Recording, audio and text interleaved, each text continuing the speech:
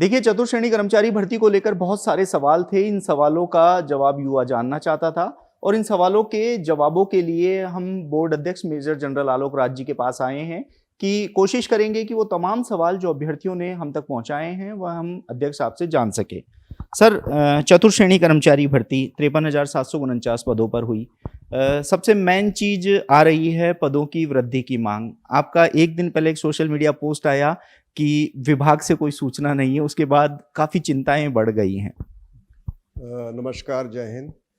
तो जैसा कि आपने बताया कि चतुर्श्रेणी कर्मचारी भर्ती के अंदर लगभग 54,000 पोस्ट हैं, 54,000। और जहाँ तक पद वृद्धि का सवाल है, उसके लिए हम नॉर्मली हमारी एक प्रोसेस होता है, हमारा प्रोसीजर होता है कि जैसे ही हम ये भर्ती निकालते हैं या हमारी परीक्षा कराते हैं, तो हम विभाग से कॉन्टैक्ट में रहते हैं, जो नोडल विभाग होता है, और उनको बताते हैं, लिखित में भी भेजते हैं कि यदि इसमें पद वृद्धि की संभावना हो या बढ़ने वाले हों, तो हमको टाइम रहते इसको बता दिया जाए, ताकि हम उसको इसकी नोटिफिकेशन करके और उसके बाद ही रिजल्ट निकालें। तो जैसा हम चाह रहे हैं, 4th क्लास की भर्ती का रिजल्ट हम निकालना चाह रहे हैं अगले महीने की मिडिल तक, यानी कि संक्रांति 14-15 जनवरी के आसपास निकालने का हमारा प्रयास हम कर रहे हैं। तो हम चाह रहे हैं उससे पहले हमको पदवृद्धि के बारे में सूचना मिल जाए। तो इसी के संबंध में हमारे जो स्टाफ है वो भी प्रयास करता है, विभागों से संपर्क करता है, लेकिन अभी तक हमको कोई सूचना नहीं मिली है। मैंने भी खुद भी इसके बारे में बात की सक्षम स्तर पर, और अभी तक इसके बारे में कोई ऐसी सूचना नहीं है कि पद वृद्धि हो रही है या होने वाली है या होगी। लेकिन वो भी, उनका भी प्रयास होता है, क्योंकि ये काफ़ी बड़ी भर्ती है और बहुत सारे विभाग इसमें इन्वॉल्व होते हैं। लगभग सभी विभाग इसमें इन्वॉल्व हैं राज्य सरकार के। तो वो भी प्रयास करते हैं सभी विभागों से चेक करने का, यदि इसमें पद वृद्धि की संभावना है तो बताएं। तो हमारा प्रयास है, यदि पद वृद्धि होगी तो हम ज़रूर इसको शामिल करेंगे, और यदि आवश्यकता पड़ी तो हम थोड़ा बहुत डिले कर सकते हैं, लेकिन फ़िलहाल ऐसी कोई सूचना हमको नहीं मिली है। और ये मुझे नहीं कह सकता कि संभावना क्या है, क्योंकि वो ये हमारे बियॉन्ड परव्यू ऑफ बोर्ड है, विभाग इसके बारे में बता सकता है। तो जैसी कोई सूचना ऐसी होगी हम बता देंगे। सर, ये जो छात्र नेता हैं, युवा नेता हैं, वो लगातार कभी कहते हैं 6,000 पद पड़ेंगे, 7,000 पद पड़ेंगे, 1,700 पद पड़ेंगे। अभ्यर्थी में बहुत ज़्यादा कन्फ्यूज़न रहता है। जो कहता है वो उसकी बात मान लेते हैं। लगभग 21 लाख अभ्यर्थी हैं, बहुत सारे सवाल हैं और बहुत सारी आकांक्षाएँ भी हैं। इन अभ्यर्थियों को आप क्या मैसेज देंगे कि पद वृद्धि होगी तो सबसे सटीक जानकारी कहाँ से मिलेगी? देखिए, सबसे सटीक जानकारी तो सरकार ही दे सकती है, क्योंकि हमारे पास भी इसकी सूचना सरकार से आएगी। जब हमारे पास आ जाएगी हम ज़रूर बता देंगे, लेकिन जब तक हमारे पास सूचना नहीं आएगी लिखित में हम नहीं बता सकते। और अभी लिखित में और मौखिक कोई भी सूचना ऐसी नहीं आई है कि जहाँ पद वृद्धि हो रही हो। बाकी जो युवा नेता हैं या बेरोजगार नेता हैं, वो प्रयास कर रहे होंगे अपने हिसाब से, और हर एक प्रयास करता है कि भाई चूँकि ये इसमें 21 लाख लोग बैठे हैं तो पद बढ़े, और सरकार की मंशा भी पदों को देने की। लेकिन यदि वो उनके पास स्कोप होगा देने का, तभी तो दे पाएंगे, नहीं तो नहीं दे पाएंगे। तो अलग अलग विभागों के आवश्यकता अनुसार ही फिर पद वृद्धि होती है। यदि आवश्यकता नहीं होगी तो नहीं बढ़ाएंगे पद। तो ये अपन ऑन बिहाफ ऑफ विभाग बात नहीं कर सकते। और जहाँ तक सटीक जानकारी का सवाल है, मुझे लगता है कि विभाग कैंडिडेट्स को सुनने में कोई हर्ज नहीं है, वो सुने, लेकिन अपनी तरफ से उसको ना बढ़ाएं, ना अफवाह फैलाएं। और जब पद वृद्धि हो जाएगी हम बता देंगे, और हम उसको बिल्कुल सटीक सूचना देंगे जब भी हमको लिखित में ये सूचना मिल जाएगी। सर, देखिए, इस समय सबसे ज़्यादा हमारे पास सवाल आ रहे हैं पदों के वर्गीकरण को लेके। एमबीसी आरोप लगा रहा है कि 190 पद एक्स सर्विसमैन को ज़्यादा दे दिए हैं। ओबीसी वाले कह रहे हैं कि उनके 714 पदों में कटौती कर ली गई है। यही हाल 661 पदों का एससी का है। एसटी में भी लगभग 48 पद आ रहे हैं।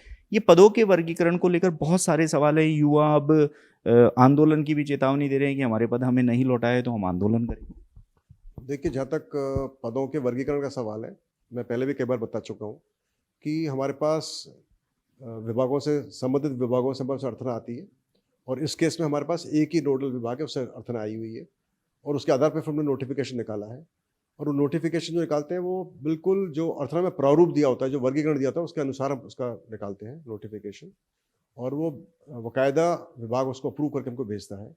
और विभाग उससे पहले काफ़ी होमवर्क करता है, जांच करता है, रोस्टर्स की जांच करता है, जिलों के रोस्टर की जांच करता है, उसके बाद ही फिर करता है। तो एक बहुत बड़ी एक्सरसाइज सभी विभाग इसमें करते हैं और नोडल विभाग करता है, उसके बाद ही हमारे पास ये अर्थना आती है। तो ये काफ़ी कुछ एक्सरसाइज करने के बाद हमारे पास आती है। अक्सर कैंडिडेट्स को उसके बारे में जानकारी पूरी नहीं होती है, और कुछ लोग भ्रमित करने की कोशिश भी करते हैं, मगर फिर भी उनको ऐसी कोई समस्या है तो वो अपनी समस्या प्रोजेक्ट कर सकते हैं। और मैं समझता हूँ कि यदि ऐसी कोई समस्या हमारे पास लिखित में आएगी तो उसको हम विभाग को समझा देंगे, बता देंगे, उसकी जांच कर लेंगे। लेकिन इसमें बोर्ड का कोई भी रोल नहीं होता है कि कितने पद किस कैटेगरी को जाना चाहिए, उसका वर्गीकरण क्या होना चाहिए, क्योंकि वो हमारे अधिकार क्षेत्र के बाहर होता है। तो हमारा कुछ भी उसके बारे में बोलना या उसको चेंज करना संभव नहीं है। इसको विभाग ही चेंज कर सकता है यदि करने की आवश्यकता हो तो। यदि हमारे पास कोई भी ऐसी कोई परिवाद आएगा या कोई हमारे पास ऐसे कोई डेलीगेशन आके हमको कोई देगा तो उसको हम विभाग को भिजवा सकते हैं, और इसके लिए कोई आवश्यकता नहीं है लड़ाई झगड़ा करने की या धरना प्रदर्शन करने की। सबसे सिंपल है, अपनी जो भी आप समझते हो कि आपके हिसाब से कितने पद होने चाहिए, क्या है वर्गीकरण होना चाहिए, अब अपनी जो भी एक आवेदन बना के या एक परिवेदन बना के या कोई भी एक डेलीगेशन का एक ज्ञापन देकर हमको दे सकते हैं, उसको विभाग को भिजवा देंगे और उसको विभाग चेक कर लेगा। तो मुझे लगता नहीं कि ये मेरी राय होगी कि आप इसके लिए कोई धरना प्रदर्शन करें और कुछ मोर्चा संभालें, कोई आवश्यकता नहीं है। सर, चतुर्थ श्रेणी कर्मचारी भर्ती में वैसे आपने रिजल्ट की डेट लगभग 15 जनवरी बता दी है कि 15 जनवरी को आएगा। परिणाम जारी होना, अभी आपत्तियों पर काम चल रहा है, क्या आपत्तियों का निस्तारण कब तक होगा? अभी तक क्या कुछ? देखिए, इसकी आपत्ति हमको मिल चुकी हैं और वो कार्रवाई चल रही है। इसके अलावा हम कुछ बताते नहीं है कि निस्तारण हुआ नहीं हुआ, कब होगा। ये सब हमारे आंतरिक मामले होते हैं। इसके हर एक मामले में हर एक को बताने की आवश्यकता नहीं होती है, मीडिया में भी और बच्चों को भी। और 15 जनवरी का हमारा प्रयास है, उसमें कई सारी चीज़ें हैं, जो आपत्तियां हैं, आपत्तियों का निस्तारण है, उसके बाद में नॉर्मलाइजेशन है। तो इसलिए हमारा प्रयास रहेगा कि हम 15 जनवरी तक इसका रिजल्ट निकाल दें। सर, 2 गुना रिजल्ट अब जारी होगा, लगभग 1 लाख अभ्यर्थी इसमें होंगे, दस्तावेज सत्यापन होगा। कब तक इस भर्ती के पूरा होने की संभावना आपको नजर आ रही है? देखिए, हमारा काम होगा इसका रिजल्ट हम निकाल लें 15 जनवरी तक, और उसके बाद फिर मैं आशा करता हूँ कि जो इसके लिए नोडल विभाग सरकार ने सोचा है वो उस पर डीवी के लिए फिर प्रक्रिया शुरू करेगा। अब ये यकीनन चूँकि 1 लाख इसमें बच्चे इसमें आएंगे, लगभग 1 लाख से ऊपर बच्चे इसके अंदर होंगे, डीवी में तो काफ़ी वक्त लगेगा। पर मैं समझ रहा हूँ कि इससे पहले भी कर्मचारी चयन बोर्ड ने जब एक L1 L2 की जब डीवी कराई थी, उसमें भी लगभग 1 लाख बच्चे ही थे। जब 48,000 बच्चों की जब डीवी हुई थी, जब शिक्षा विभाग ने कराई थी, तो पहले भी ये कार्रवाई हो चुकी है। अब थोड़ी संख्या थोड़ी ज़्यादा है, तो और पिछली बार शायद जिले स्तर पर हुई थी, इस बार मुझे मालूम नहीं कि कैसे इसको नोडल विभाग कराना चाहेगा, पर मैं समझता हूँ वो भी इसको शायद संभाग स्तर पर या जिले स्तर पर कराना चाहेंगे। तो जो भी होगा उसके बारे में विभाग को ही बताना उचित रहेगा। लेकिन विभाग, सरकार भी और विभाग भी काफ़ी इस तरह से संवेदनशील है इस विषय के ऊपर। वो भी चाहेंगे जितना जल्दी हो सके इसकी डीवी हो।